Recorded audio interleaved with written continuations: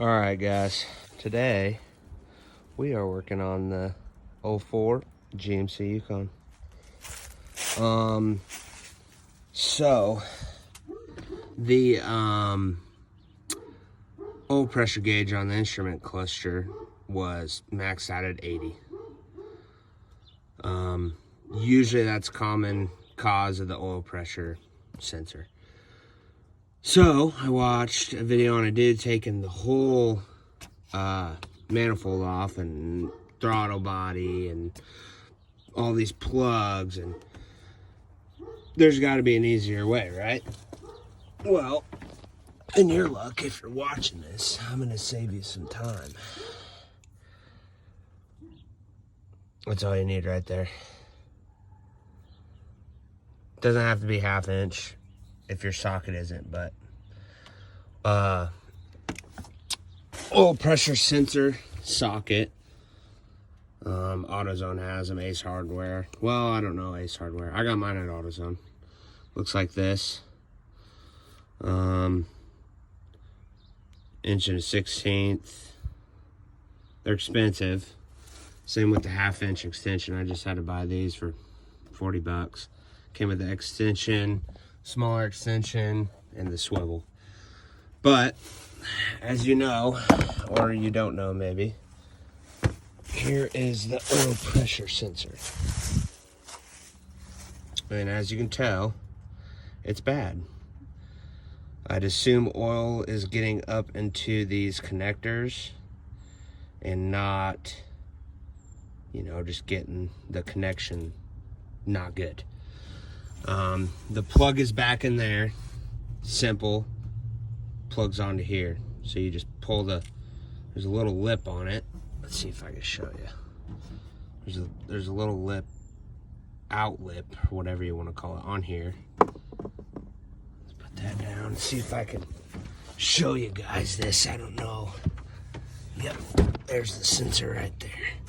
It's kind of a pain. You got to climb all in your engine bay and whatnot, but save you some money in the long run. There's the sensor right there. Look how oily that is. I will be cleaning this up.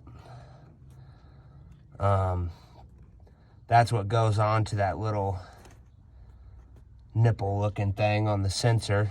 You pull this up, pop it right off. But the sensor is all the way back there. You can see the hole. Let me see if I can zoom in for you. Right there. That's where the sensor goes in. Right in there. So yeah, it's tight squeeze, but save you some money. You go down in here just like that, and you can get it. You got to take this cover off, of course. Let me show you that. Just this Vortec cover. I did try taking this off to see if it'd make it any easier. Don't waste your time, it doesn't. So all you really got to take off is the cover. It's a 8mm. And then you'll be able to get back to the sensor. But since I got the old one out, I am going to put the new one in. I think I'm going to take out the screen because it did come, the new one, Rock Auto, if you need any parts, my favorite site. But here is the new one.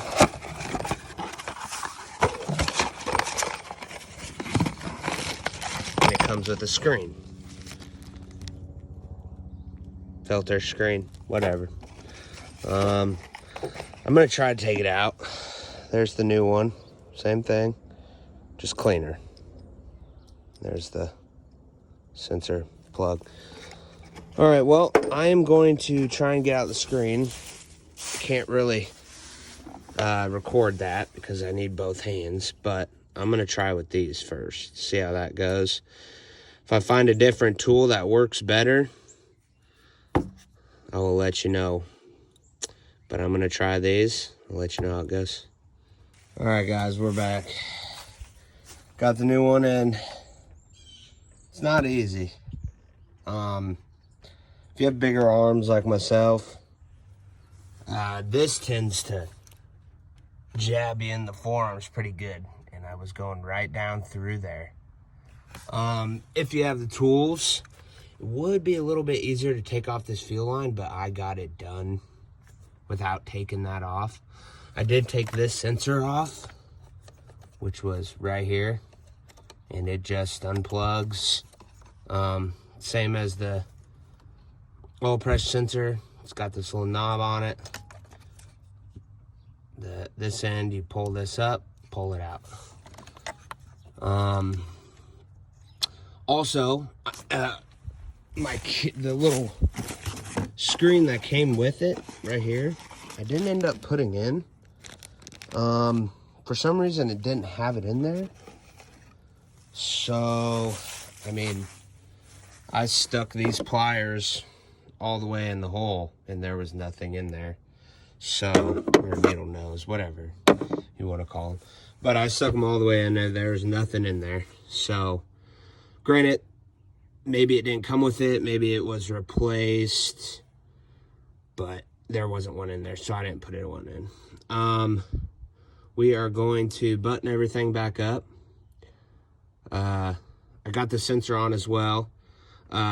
Easiest way to get that sensor on is just feel around so the sensor's in there like this, and you can barely just use these 3 fingers, and you don't have much movement with your wrist except for right here.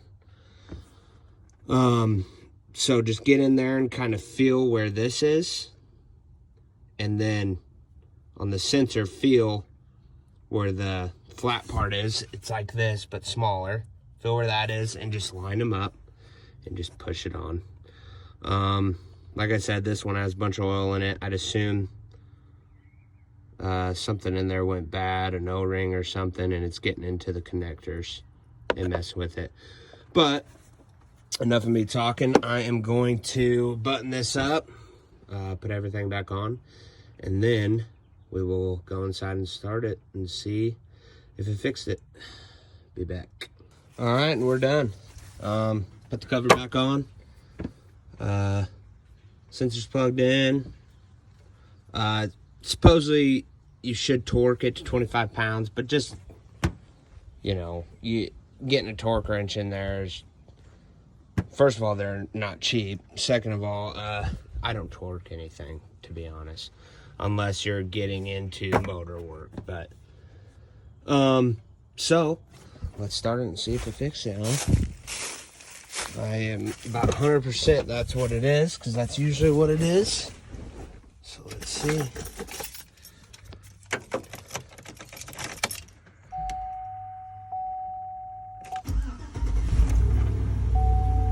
at that. Boom. Before it was just stuck at 80 all the time. So it works. Give it a little. Yep. It's working. Awesome. So yeah, guys. All right, guys, we got it. Oil pressure sensor. Some people call it a oil pressure sending unit. It's an oil pressure sensor. Bam, you know, $22 off of Rock Auto. Came with everything I need except the tools. The extensions in the swivel were $40. So $40 plus the part, $20, $60. So for about, you know, $60, $70, you can get this job done, and an hour of your Saturday. Save you, you know, hundreds of dollars. Sometimes I think I've heard around $500 for this job. So, you know, take some time, buy some tools, do it yourself. You're going to save you a whole lot of money. But that'll be it. Oil pressure sensor done.